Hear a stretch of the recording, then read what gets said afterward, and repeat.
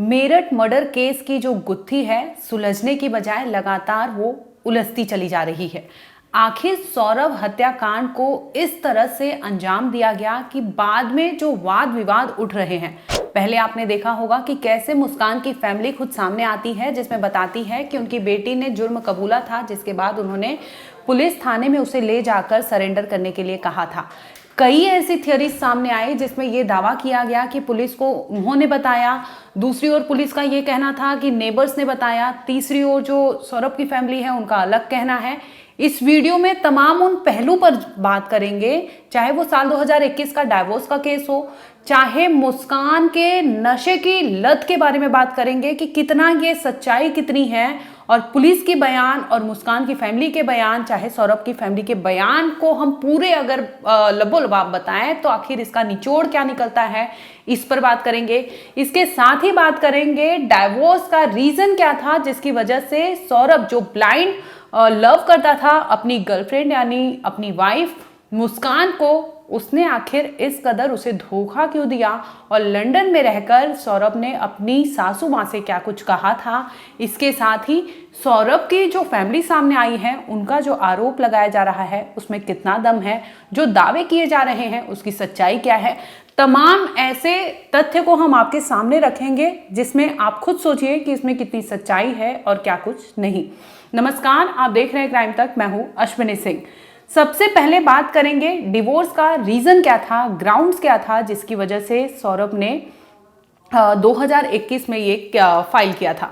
बता दें कि दोनों की शादी साल 2016 में हुई थी। साल 2019 में उनकी बेटी होती है। बेटी होने के तकरीबन 3 साल बाद यानी 2021 में डिवोर्स केस फाइल किया जाता है। अब डिवोर्स केस फाइल क्यों किया गया था, तो बता दें कि ऐसा सौरभ की फैमिली का कहना है कि जो ये लड़की थी यानी मुस्कान, उसकी जो बीवी थी,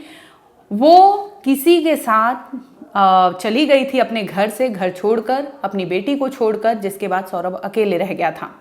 जाते जाते आपको बता दें कि वो तकरीबन 1 हफ्ते तक घर से फरार रही। ऐसा चिंकी जो है सौरभ की बहन, उनका ये कहना था कि तकरीबन वो 1 हफ्ते तक गायब थी घर से, और किसी लड़के के साथ वो फरार हो गई थी, उनका ऐसा दावा था।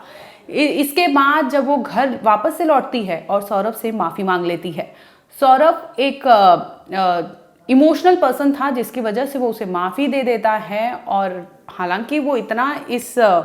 कदम से इतना वो उसे सदमा लगता है कि वो मामला कोर्ट तक पहुंचता है, जिसमें वो डाइवोर्स की बात करता है कि मुझे डाइवोर्स लेना है, क्योंकि एक बच्ची को छोड़कर उसकी माँ जा चुकी थी, एक पति को छोड़कर उसकी बीवी जा चुकी थी, और वो बीवी किसी और मर्द के साथ जा चुकी थी, जिसकी वजह से ये रीज़न सामने आता है, और यही वजह होती है कि मामला कोर्ट तक पहुंचता है। लेकिन मुस्कान इतनी चालाक थी, ऐसा चिंकी जो है यानी सौरभ की बहन है, उनका दावा था कि वो इतने अपने बहकावे में ले लेती है कि सौरभ उसका जो भी वो कहती थी वो मान जाता था, जिसकी वजह से ये भी होता है, दोनों आपस में सुलह कर लेते हैं और मामला सिमट जाता है।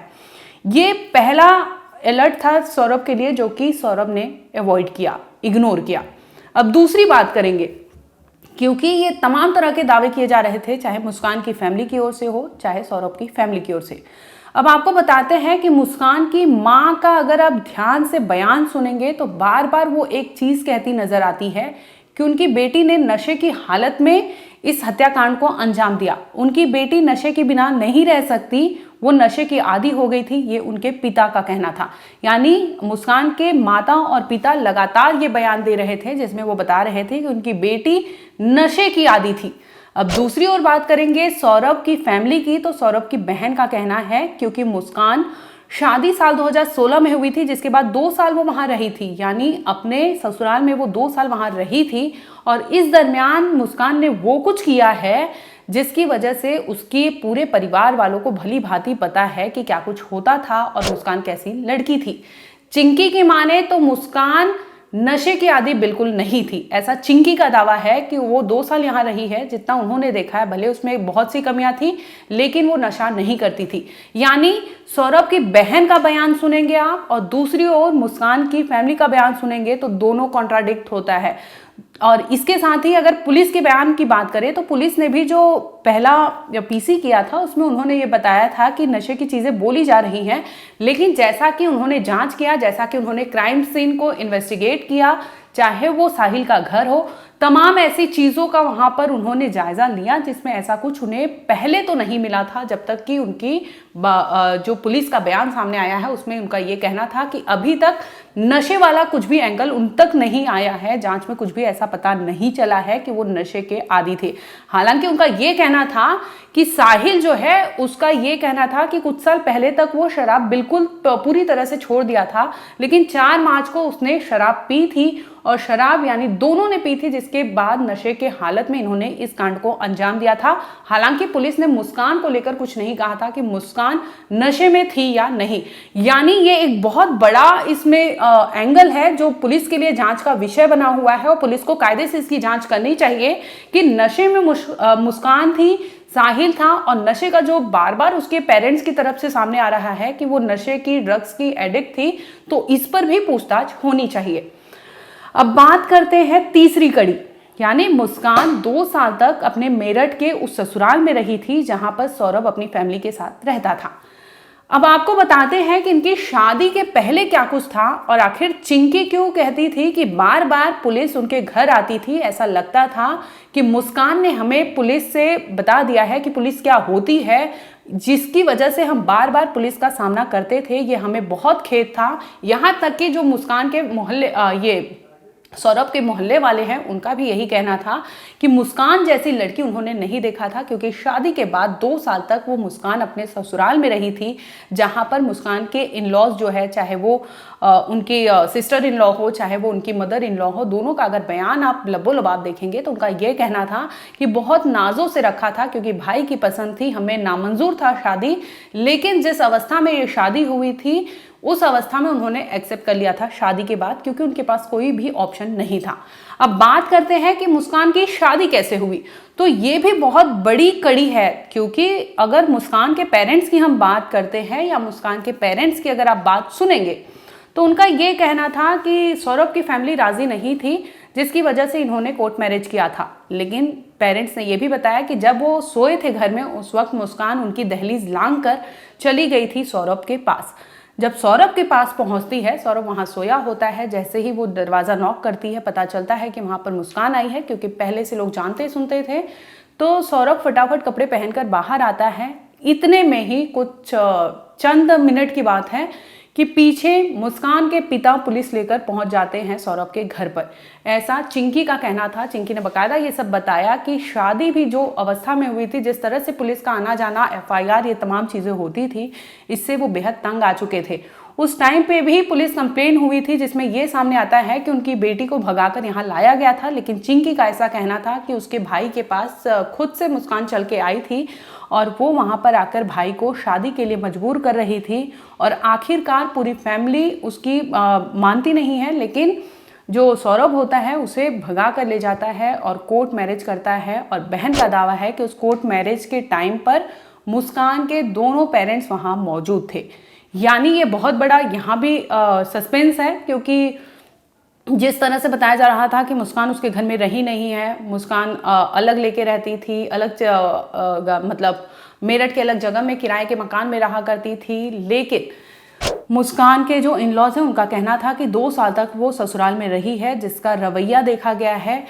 यहाँ तक कि एक पड़ोसी ने ये तक कह दिया कि मुस्कान अपनी माँ के साथ भी अमूमन इनके बीच में जब झगड़ा होता था तो मुस्कान मायके चली जाती थी और इस दरमियान मायके से भी उनके परिवार वाले आते थे और यहाँ पर तमाशा होता था, जिसकी वजह से पड़ोसी भी डिस्टर्ब होते थे। ना वो रात देखते थे ना दिन देखते थे, लेकिन इनके घर में कलेश होना शुरू हो गया था जब से मुस्कान उस घर में कदम रखी थी। ये मोहल्ले वाले का भी कहना है और सौरभ के फैमिली का भी कहना है, जिसमें वो साफ साफ कहते हैं कि सौरभ ने जब से इस लड़की से शादी की थी, जब से इस लड़की के कदम उस घर में पड़े थे, उन्होंने बखूबी पुलिस देखा, उन्होंने पुलिस स्टेशन की चीज़ें कैसे होती है, जिस तरह से उसके पापा को जेल ले जाया गया था, वो तमाम ऐसी चीज़ों का जिक्र करते इमोशनल हो जाती है। बताती है कि मुस्कान ने वो सारी चीज़ें की हैं जो हमने कभी सपने में सोची नहीं थी, लेकिन वो वहाँ पर कभी नशे नहीं की थी। ये बहुत बड़ी बात उसकी बहन ने की है, यानी बहुत बड़ा इशारा है, क्योंकि तमाम ऐसी चीज़ें सामने आ रही है जिसमें ये दावा किया जा रहा है कि नशे की हालत में उसने इस तरह से अपराध को अंजाम दिया। यानी आप एक तरह से मेंटली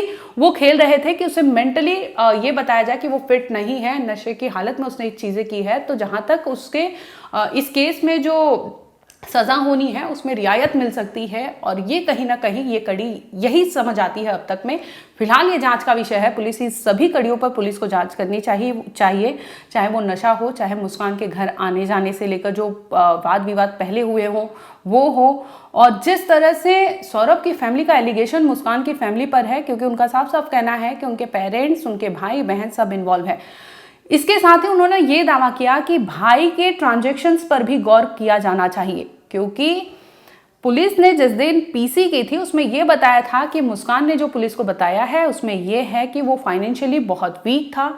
पीने का बहुत आदी था, जिसकी वजह से उसके पास पैसे नहीं थे और पैसों से उसके पेरेंट्स यानी मुस्कान के फैमिली जो है वो मदद कर रही थी। और ये एक बहुत बड़ा उन्होंने बड़ी बात उसमें बताई थी। लेकिन जब सौरभ की फैमिली सामने आती है, वो कहती है कि उनका घर मकान देख लीजिए, 6-6 कमरे 8-8 कमरे उनके घर में हैं। ऐसे में घर का जो हालात है, अभी तक जो चीज़ें दिख रही हैं, ऐसे में उनका कहना है कि हमारे घर के हालात कुछ ख़राब नहीं थे। भाई लंदन जाके रहता था, वहाँ पर चीज़ें उसका टिकट कराना हो, ये कराना हो, घर के ही लोग करते थे। फाइनेंशियली बहुत वो स्टेबल था। 60-70 लाख की बात सामने आ रही है, जिसमें कह रही है वो कि 1.5 लाख के तकरीबन की मोबाइल फ़ोन जो आईफोन प्रो है 16, वो मुस्कान की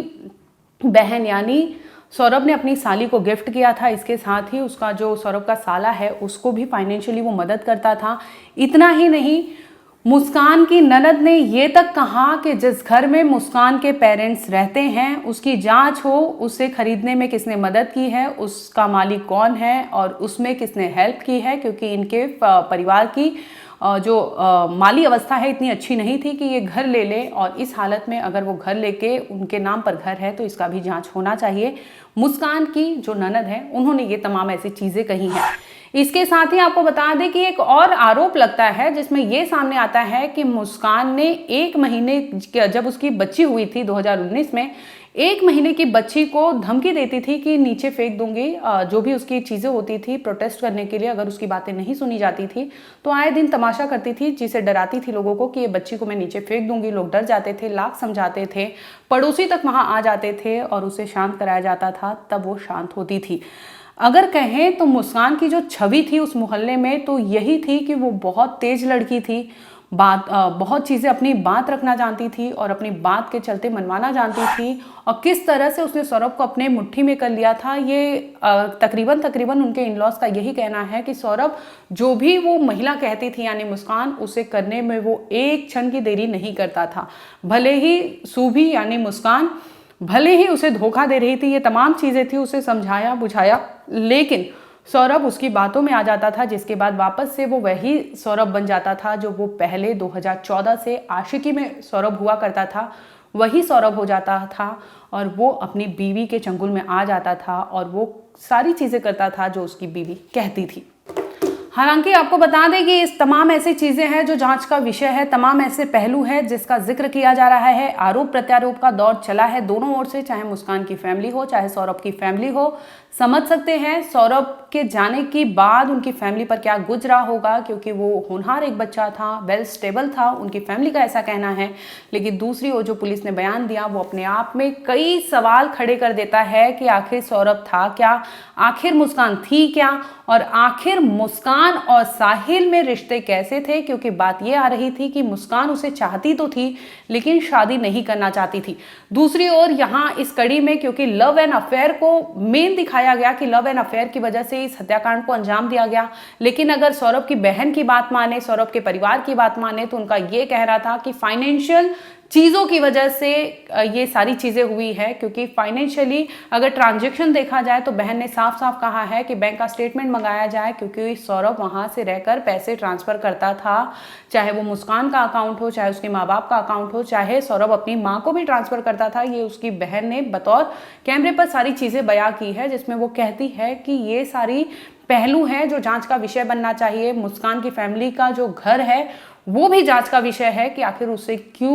किसने लिया था और किस अवस्था में लिया था। तमाम ऐसे जांच का विषय है। फिलहाल पुलिस इस केस को लेकर जांच कर रही है। दोनों आरोपी यानी मुस्कान और साहिल पुलिस की गिरफ्त में है। आखिर मुस्कान और साहिल ने जिस तरह से प्लानिंग की थी और प्लानिंग के बाद जिस तरह से उन्होंने पुलिस को सारी चीज़ें बताई, क्या वो वही सच है या फिर आने वाले समय में इस कहानी की, इस हत्याकांड का कुछ और खुलासा होगा, कुछ और चीज़ें सामने आएंगी जिसमें ये पता चलेगा कि आखिर असली कातिल कौन है। क्योंकि मुस्कान के जो इन-लॉज हैं उनका साफ साफ कहना है कि लगभग 5 से 6 लोग इस कत्ल के जिम्मेदार है, इस मर्डर के जिम्मेदार है, और कहीं ना कहीं डायरेक्ट उनका जो एलिगेशंस था वो मुस्कान की फैमिली की ओर था। फिलहाल इस मामले में इतना ही। अगर कुछ आगे अपडेट होगा हम आप तक जरूर लाएंगे। देखते रहिए क्राइम तक।